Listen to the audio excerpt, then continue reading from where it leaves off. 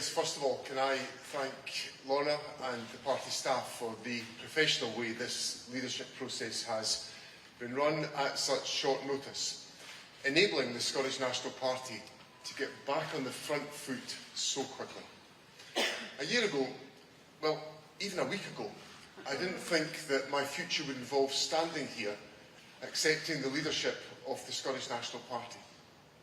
Things have turned out differently, and before I say any more about my leadership, I want to pay tribute to Humza Yousaf.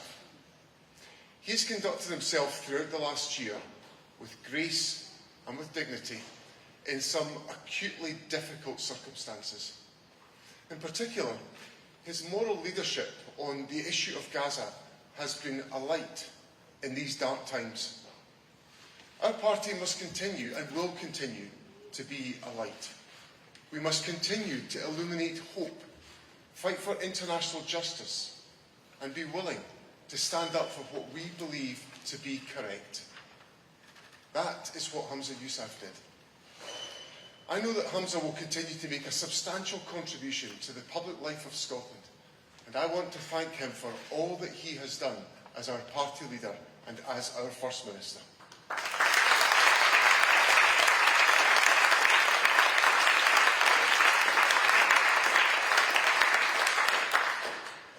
Today is the beginning of a new chapter in our party's history, a chapter that will be about coming together, uniting and dedicating ourselves to the service of Scotland.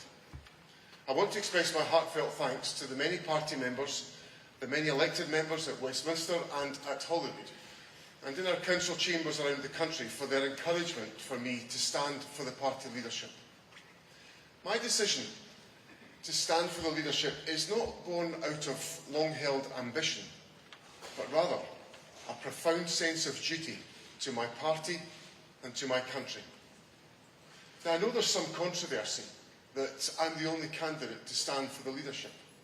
Perhaps not surprisingly, I take a very different view to that. For me, the fact that I am the only candidate demonstrates that the Scottish National Party is coming back together again now.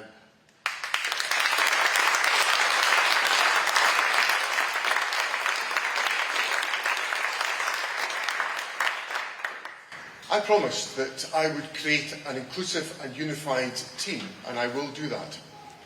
I promised I would enable open and respectful dialogue in the SNP, and I will do that. I promised to make sure that the SNP looks outward to the people of our country and not inward amongst ourselves, and I will do that. I've had the privilege of contributing a significant amount to the SNP story. In that time, I've seen the lows and the highs of our modern political history as a party. And over those highs and lows, one thing has been clear to me time after time. Scotland wins when the SNP wins. Yes, we've faced a rough time recently as a party, but remember what's been happening during that rough time.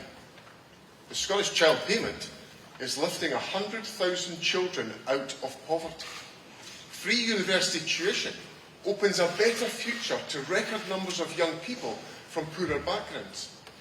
And the massive expansion of childcare is giving children from every background a better start in life. So, however tough it has recently been for the SNP, never ever forget that at the same time, SNP policies and actions are transforming lives here and now in our country.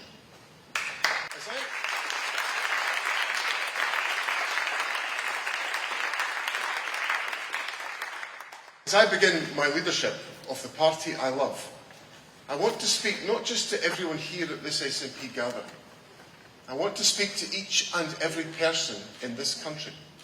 To those who know me and those who don't, to those who support the SNP and those who never have, and to those who support independence and those that we are yet to convince. I want to set out the vision I have of our nation's future. I said when I launched my candidacy for leadership that I wanted to create a modern, diverse, dynamic Scotland. Today, I'm standing in a building that speaks of that future. It's the Advanced Research Centre of the University of Glasgow. Here in the heart of one of our oldest universities in Europe, research into the newest leading-edge technologies push back the boundaries of what is possible. Experience and innovation combined. History and modernity together, forging a new future. That is the perfect vision for Scotland. A country with a depth of history can blend the old and the new and forge it together into the best future for herself. A country where people have good jobs, the climate is protected, the vulnerable are lifted up, and opportunity is available for all. That is the chapter, the new chapter that I offer. One built on experience, on skills honed over decades. Every moment of my journey devoted to building the new Scotland that I believe is possible. Later this week, Scotland will choose a new First Minister. In putting my name forward, it's important that I set out what kind of First Minister I will be.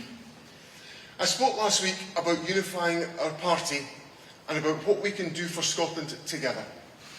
I believe the same is true of our Parliament. In 2021, the share of the vote commanded by Labour, the Conservatives and the Liberal Democrats all fell. The SNP recorded our best ever share of the constituency vote. In fact, we won more votes and a higher share of the votes in the constituency ballot than any party in the 25-year history of devolution. That is our mandate, but it does not give us a monopoly on good ideas.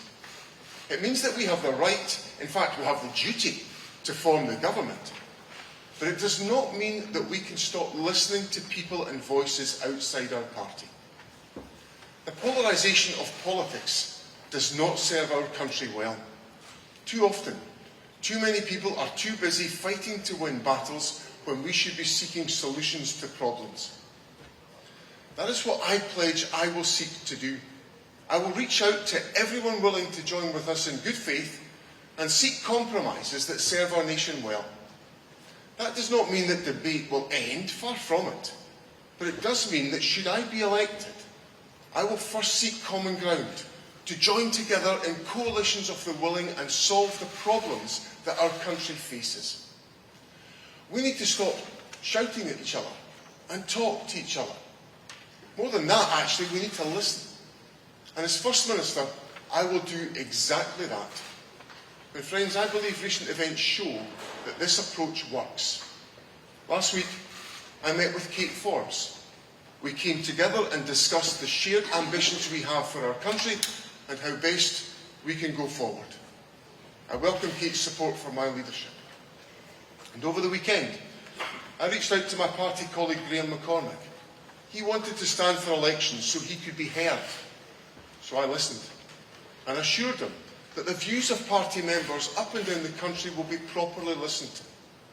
The simple lesson is that dialogue can bring us to points of agreement and strength. And that is my message today to every party in the Scottish Parliament. Focus on solutions to problems, and you will find no one more willing to listen than me. Together, we can make a real difference to the lives of people in Scotland. That's the job we have all been sent to Parliament to do. Of course, I believe this country could do more if we had the powers of a normal, independent nation, the powers of independence. The cost of living crisis and the damaging impact of Brexit are two examples of Westminster decisions that are bad for Scotland. They demonstrate why Scotland needs to have independence to make our own decisions and create our best future. I will always seek, with respect and courtesy, to persuade people of the case for independence. All I ask of those who oppose that vision is that they also act with the same courtesy and respect. That means independence is not a reason for them to refuse to work with us to build the economy, to support jobs and to improve the health service. If elected as First Minister, my focus will be the economy, jobs, the cost of living. It will be the National Health Service, our schools and our public services. It will be addressing the climate crisis.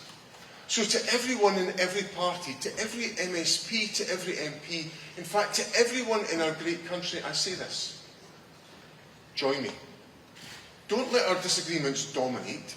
Join me as we open a new chapter, as we create a vibrant economy in every part of our country, as we tackle the challenges faced by the NHS, as we build on the strengths in our schools, as we build more homes, take climate action, improve public transport and create jobs. That's my job. That's our job. And I plan to get the job done. Thank you very much.